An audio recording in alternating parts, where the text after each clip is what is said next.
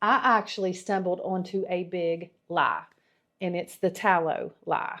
And in this video, I'm going to share with you exactly what that lie is. Well, the health industry and the cosmetic industry have sunk their hooks into it. Let me tell you how. It'll probably surprise you. Well, it probably won't, but it might make you angry. So October a year ago, I made a video on how I made a tallow balm for my face.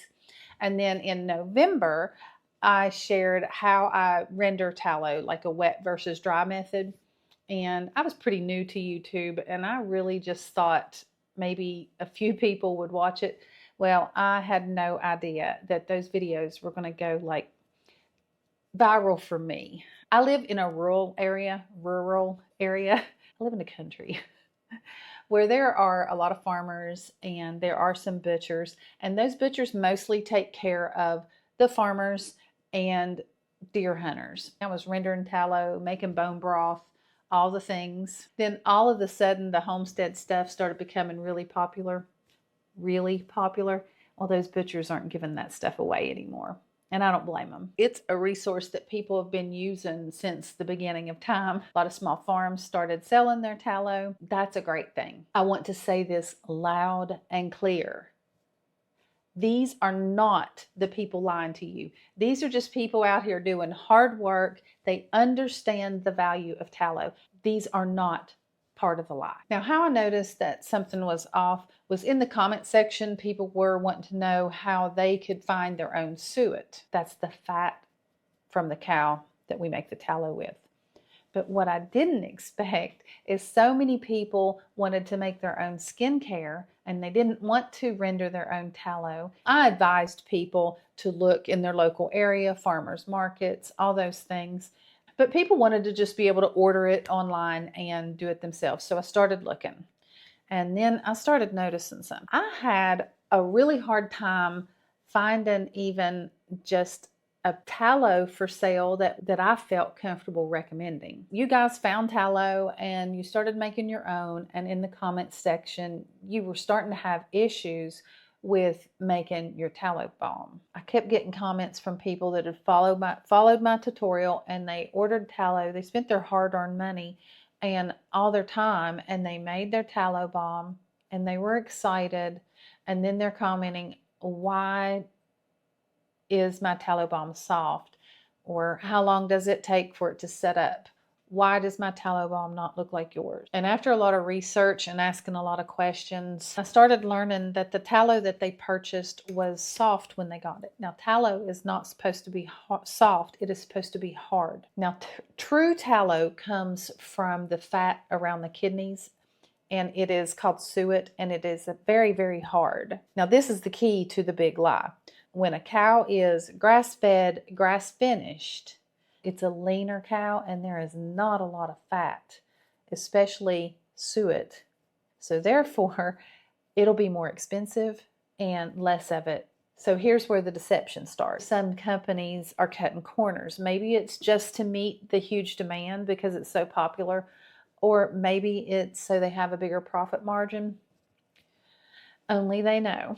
But that's a problem, and here's why. Here's an example. This is a brisket we got, and we saved the fat from the brisket, and I rendered it down so that you can see the difference in just rendering the muscle fat and the actual suet.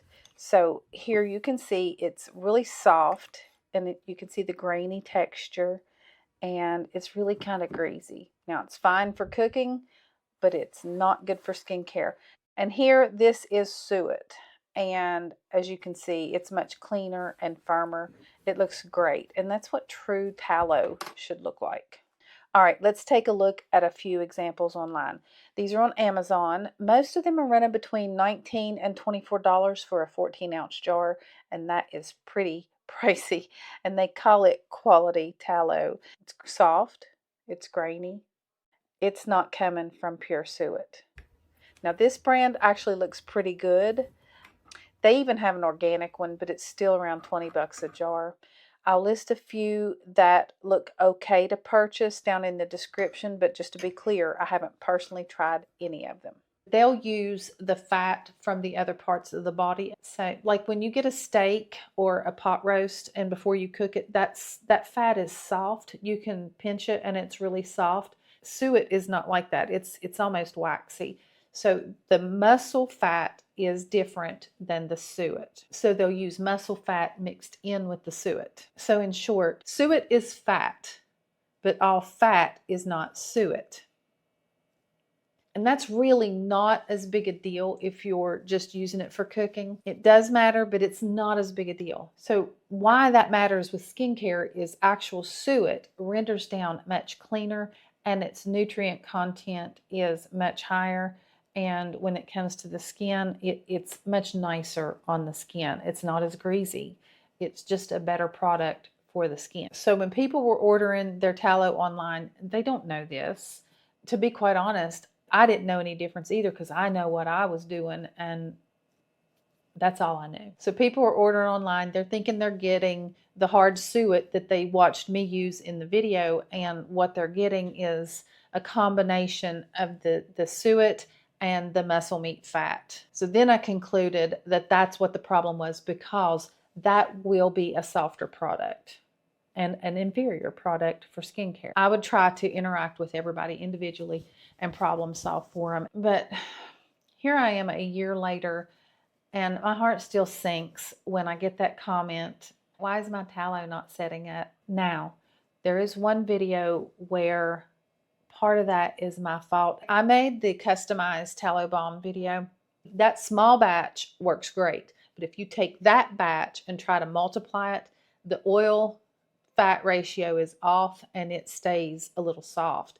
So don't double that recipe. It took me months to realize that that was even a problem. So I apologize for that. Without you all, I would have never figured out that this was even a problem. I've told everybody how great tallow is, and everybody else on social media has told people how great tallow is. Once I started recognizing that they'll use the fat from the other parts, there is no way I can go back. Once that video is published, I can't even go add text. If you know of a way to do that, please let me know. But I cannot go back and make any changes on those videos. Do I still think tallow balm is great? Yes. Yes, I do. And no. If all you can get is the commercialized, green-washed tallow balm, no. No, it's not. I mean, no. If you know you can get your hands on some good quality tallow, make it yourself, or you really know who you're buying it from, yes, it's great. And I know that can be so frustrating. I transitioned to a whole different skincare where I started using some other natural oils, and I will link that video.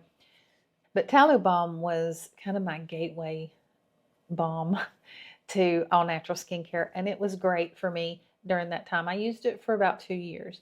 Now, I still will use tallow balm occasionally, and I use it all over my body. When something is trending hard, everybody wants it, and I get it. You get like FOMO, fear of missing out. And especially with skincare, we want to try all the things.